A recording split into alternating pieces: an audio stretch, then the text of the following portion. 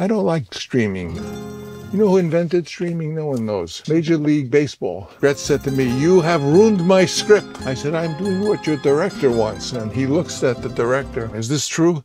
And René Clément said, "Absolument pas." It's a film of mine. I don't care about prizes. Oh, yeah? Prizes mean nothing to me. What's better, the Notre Dame or the Parthenon? How many stars do you give the Taj Mahal? He said to me, "You are ruining my script. I was making films 40 years before you were born." And I said, "I'll be making films 40 years after you die."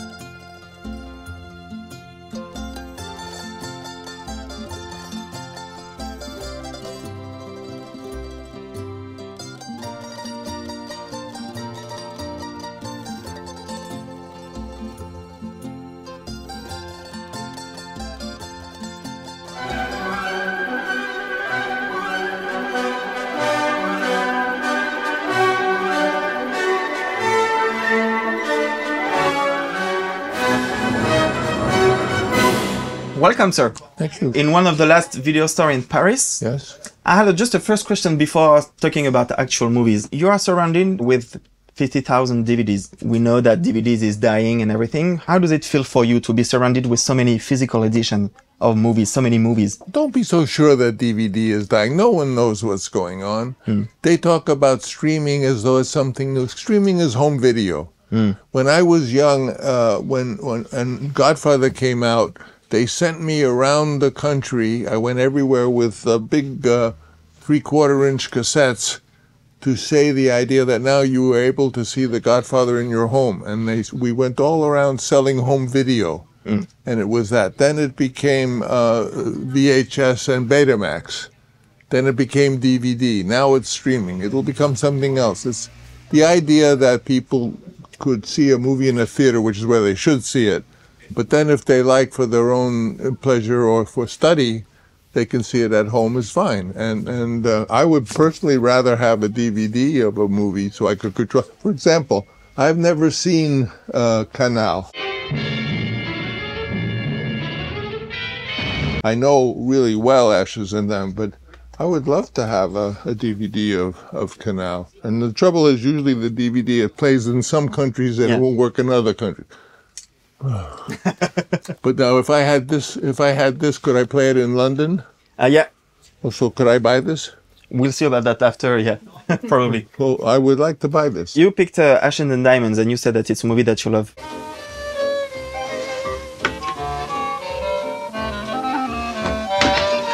Why do I love the movie? Because it has a fabulous performance. The main actor, it's an incredible conception. He's a little bit like James Dean, and he made this wonderful performance, and then he died young. Sometimes that happens. You know, we lose actors, and we wonder, gee, what would they have done had they lived longer? But we lost that actor, but he was great. A lot of young people have never seen him, and they see Ashes and Diamonds, and they are so impressed. Kurosawa made, 10 masterpieces. This is definitely one of my favorites. Great performance from Toshiro Mifune. You have worked with Kurosawa. I had the great honor and pleasure to know him and to meet him, and myself and George Lucas. We helped him one because he had a bad moment in life when he worked for a short time on an American film and was fired. This is Kurosawa got fired. He was very crushed by this.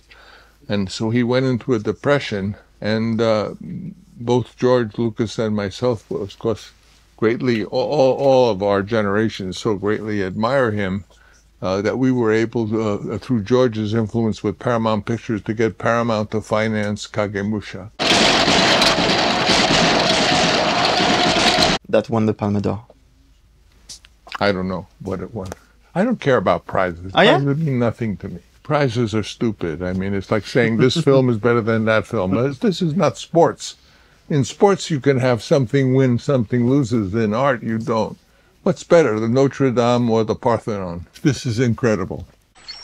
Ich bin der Zorn Gottes. Wer sonst ist mit mir? Werner Herzog, I mean, he made a dozen unbelievably great. Did you ever see Strasek?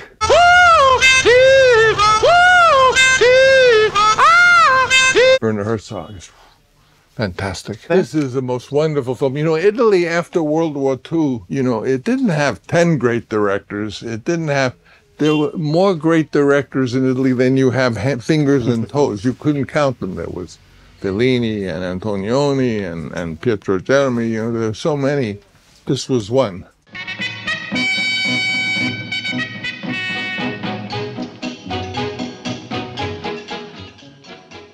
Sedotto e Abbandonato. It's unbelievable. Stefania Sandrelli, who we saw in The Conformist, she was 16. She was the epitome of a beautiful young woman. And when I made The Godfather, there was a part of a young Italian woman in The Godfather, and I wanted Stefania Sandrelli to play it, but she turned me down.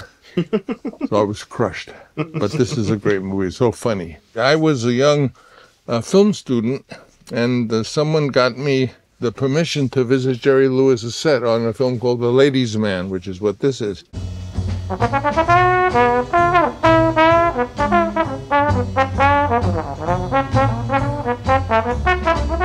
Of course, I was starving. I lived on $1 a day, which meant I had 25 cents for breakfast, 50 cents for lunch, and I had $1.75, and I had about, I don't know, 75 cents for dinner. So I just ate pasta every night. I got fatter and fatter.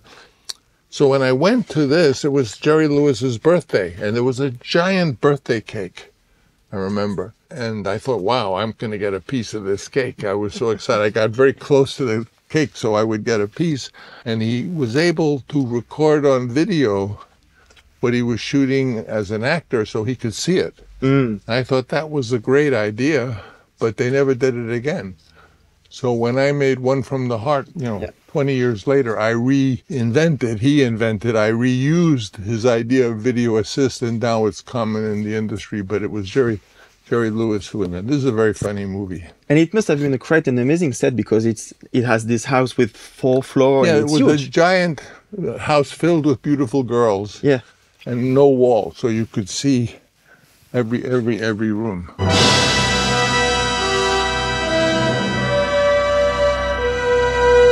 Oh, well, this one is Chimes at Midnight. From your encounter, they shall light on ours. Shelter.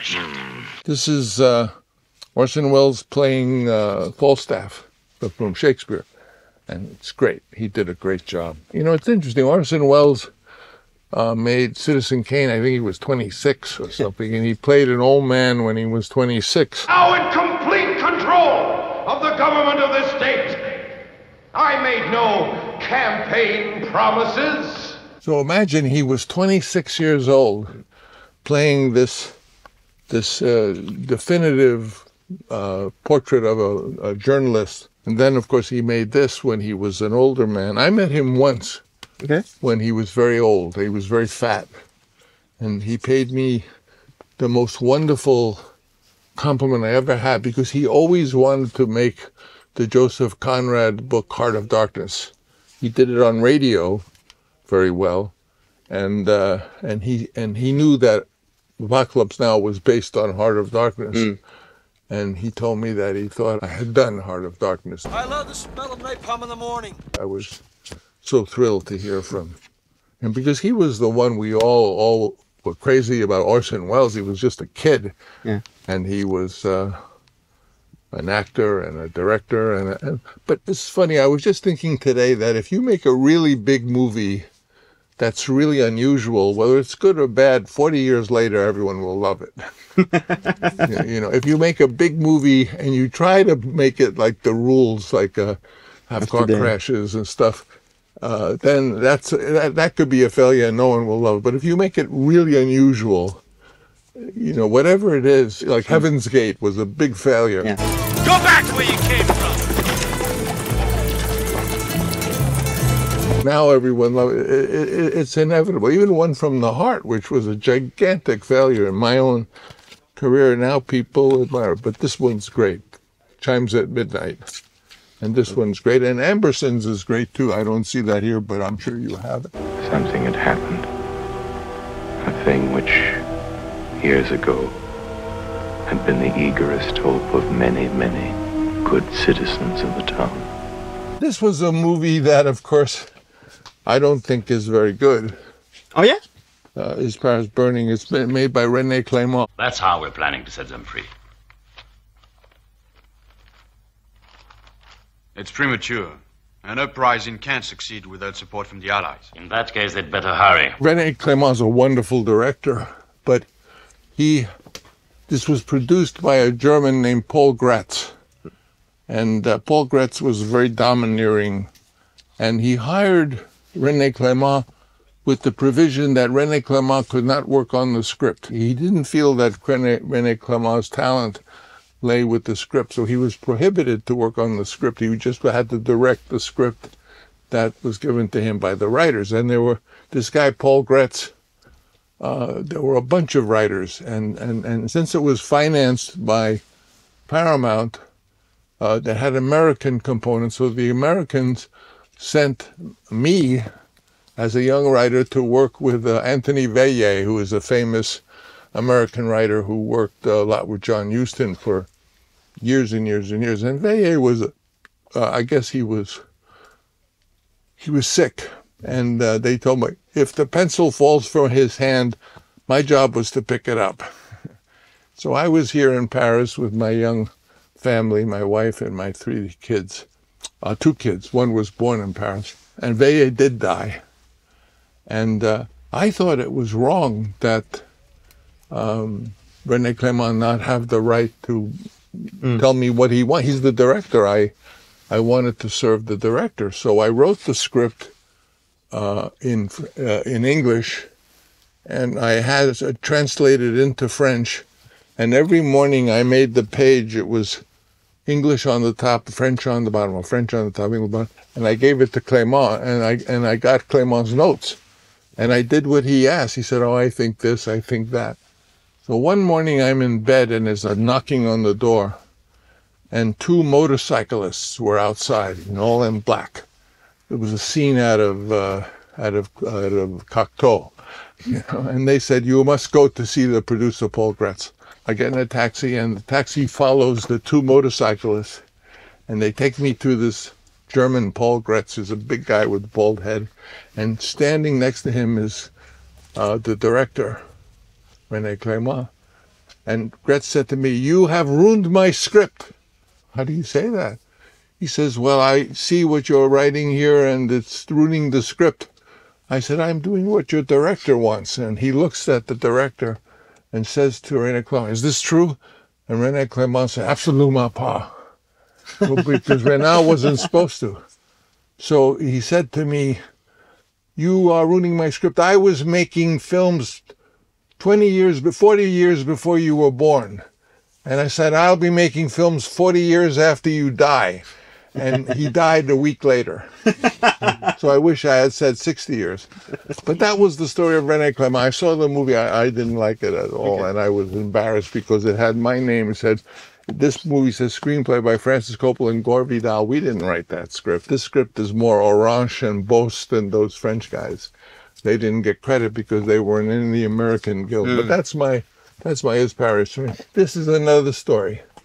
This is a film of the great Abel Gance, French genius, innovator.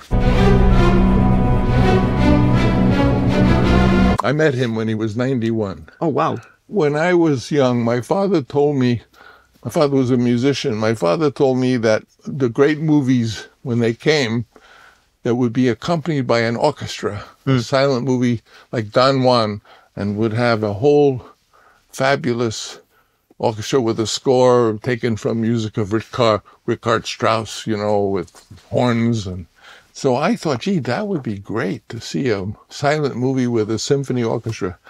So I took Napoleon, and I remember I gave my father $35,000 to write a score for Napoleon. And he did. And then I went to the Radio City Music Hall, which was a beautiful theater in New York, which only had the idea they would do a movie and then they would have a big show with dancers and ballet and stuff. And I said, I would like to rent the Radio City Musical. They said, we don't rent the Radio City Musical. I said, but this would be good, I said. And I talked them into it. So I rented the Radio Music Hall, and we played Napoleon. with the 3 Polyvision screens at the end, with an orchestra playing it, and it was a giant hit. And it got carried over for 3 weeks. And today, it saved the musical because today their main source of revenue comes from renting the place. Oh, yeah. Yeah. And we did it all over the world. We did it in Paris. We did it at the opera. We did it in Holland. And we made this movie famous with an orchestra. Now people do it, but we did it first. Are you looking forward to watch the new cut, the 7-hour cut? Yeah. I've seen long cuts of it. I like Napoleon when it's the way I remember it, but maybe it's my habit. I'll watch it, but I'm not crazy about seeing 7-hour movies. But Abel Gance is great. I won't tell you what he told me, or what he told my father, because, but it's about the ladies. Abel Gance at 91 was interested in ladies. You know, here, this is something. This is the great Jean Renoir. I met him. He was in a wheelchair. He was big. He had not a lot of hair. I shook his hand, and he had the sweetest look on his face. He looked at me as if he was intrigued. Oh, here's a young person who wants to make film. How wonderful. I felt almost as though Jean Renoir was welcoming me into the cinema. I'll never forget his face. It was a lovely smile, and I shook his hand. And of course, I knew his 2 great movies, you know, Grand Illusion, but I had never seen French Can-Can, but I saw it. It's wonderful. Le Moulin Rouge. Au Moulin Rouge, tous les rubans boiront du rouge jusqu'au matin. When you think of the movie made by John Huston, Moulin Rouge, with Jose Ferrer as Toulouse-Lautrec, it was all inspired from this movie. The story of the Moulin Rouge and the Can-Can, it's all in here. Even Edith Piaf is in this film. So this is a wonderful, anyone who wants to see a wonderful film that make you happy, see this. So this is French Can-Can. And, this talking about the great French. Famously, people talk about how I borrowed all this $120 million to make Megalopolis. I did. But I wasn't the first to do that. The first to do that was the great Jacques Tati.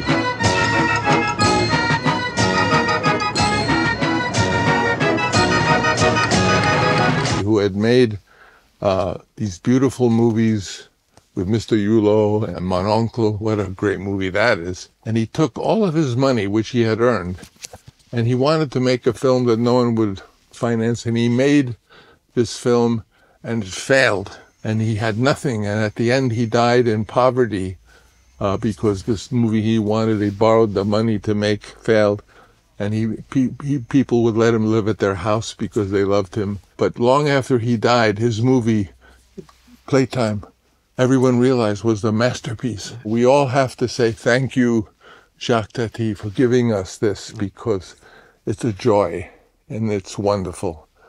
And it wouldn't have been made had he not made that sacrifice.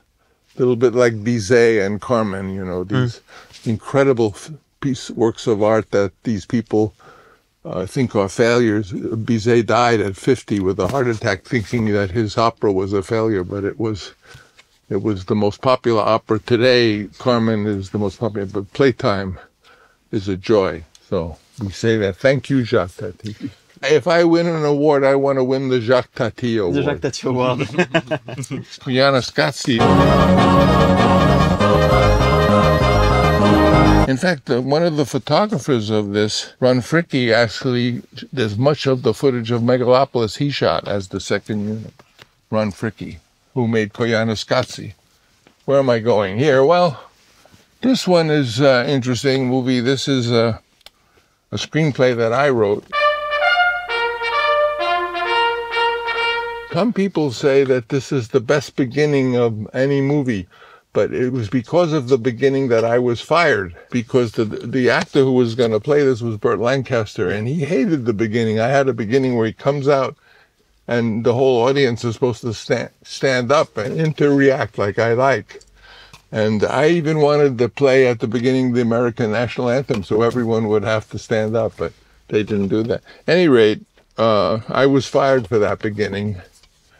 And then later, Burt Lancaster left, and George Scott didn't like the script Burt Lancaster liked. So they showed him mine, he liked that. And it has my beginning. This is very much from my script. It has another writer, but he did more. There's reasons why he came on, but this is my script. And it's interesting because what I tell young people is that when you're young, the things you are fired for are the same things that when you're old, they give you Lifetime Achievement Awards. That's Patton. And this is a great Steven Spielberg movie. It's beautiful.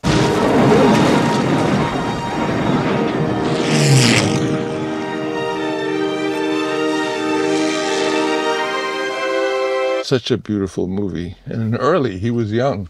Stevens made a lot of beautiful movies, but this is definitely with Christian Bale when he was a boy. Absolutely beautiful movie. This is my dear Adam Driver, and he's a very intelligent, talented actor, and he was in Martin Scorsese's film, The Silence.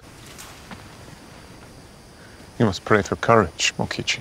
It's one of the reasons why I was sure he would be great in my movie, because I asked Marty about him, and Marty said that he was explaining to Adam Driver, they were in a place where the water was ice cold. It was like Japan, it was winter. And Martin said, I want you to play the scene as if you had just come out of the icy cold water. And it was there, it was scary. And he just meant, as a kind of sensual direction, and not have just jumped in the water. So I said, that's my kind of actor. So there he is. And he was like that on my film. He was a great collaborator, and I loved the work he did. This is interesting because this movie was made by an American, but an American who went to England.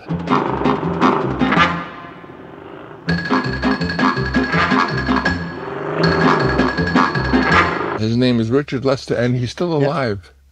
He must be about 88 or something. He made all the Beatles films, and he made this film, The Knack and How to Get So funny. And anyone who loves cinema, if you go, they say he still has his office at Teterboro Studio, or you can say hello to him. I'm going to go say hello to him. Richard Lester. He was apparently a boy prodigy he graduated college when he was 14 and went to England and made all of the Beatles film. This is a great film. This one. What I've just told you is not a suggestion, Major. It is an order.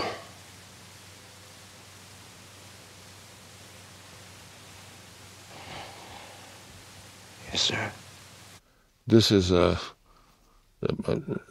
masterful movie, great movie by John Frankenheimer. And here, of course, there's a film here, The Master. Green. Turn them blue. Which is photographed by Mihai Malamar, who was the photographer of Megalopolis. And this is, I think, my daughter, Sophia, has made a whole body of work, and most of our films are great.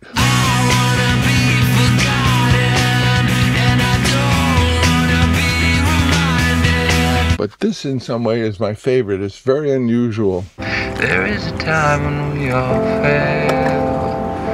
Some people take it pretty well. I think this will really go down after time as a masterful original movie somewhere, with Elle Fanning as a little child, and I think this is just absolutely beautiful. You know what's great about this store? It's a pity that this store is thought of as something, because this store not only has these unbelievable films, there's a film of mine, but it also, this film has lived for 40 years. We're to be married as soon as I return. Are you married, Count? It was done with a collaboration with my son. All the effects were done live, and I did that in Megalopolis. He also with my sons. A store like this, with not only the DVDs but books, I think could live forever. It doesn't have to be the last one. I'll tell you something about acting with this film. Have you ever been Poughkeepsie? Hey, man, come on, give me a break. I don't know what you're talking about. Let me hear you say it. Come on. Have you ever been in Poughkeepsie? You've been in Poughkeepsie, haven't you? I want to hear it! Come on! Yes! Gene Hackman told me that when he did The French Connection as an actor, he had no idea what he was doing. He said, I put a funny hat on, I talked funny. He said, but I didn't know what to do. And one morning he went to where the coffee was, and he took a donut, and he dipped it in the coffee, took a bite, and threw the donut on the street. And a voice said, that's him. And he looked, and it was the director, Billy Friedkin. And he said, when he said that that's who he was, I knew who he was. And for the whole movie, I understood how to play this character. This makes it clear that a director doesn't get a performance out of an actor. The actor does it. But the director's like a coach, just there to say something helpful. This is a great film, and Gene Hackman is a great actor, and Billy Friedkin was a great, great director. Dog Day Afternoon. I read ahead. So now we're just moving along. All right, Sal? You got him? I got him. It was directed by Sidney Lumet in a wonderful collaboration with Al Pacino. He did 2 or 3 movies with Al Pacino. But it also has the wonderful actor John Casale in it, who is a beautiful person, a beautiful actor. And Pacino. Pacino is a actor. He's not only so tremendously talented, which he is, but he's also really intelligent. He has both. He has intelligence and talent. Adam Driver is both intelligent and talented. Time, stop! I like the DVD because I don't like streaming. You know who invented streaming? No one knows. Major League Baseball. Because they had to get the games to places where the fans weren't, and they couldn't compress a lot because it was sports, because the people were moving, so they invented streaming. Thief is Michael Mann. He is dead. That is good, because he's an asshole. There was a lot of love in the beginning. The guy was an asshole. There was love in the beginning. Big asshole. I don't know who wrote this. It might have been written by, let me see, do I have glasses? Who wrote it? Oh, he wrote Screenstory, so he wrote it. But Michael Mann has made a bunch of wonderful films. He also likes to shoot the camera himself.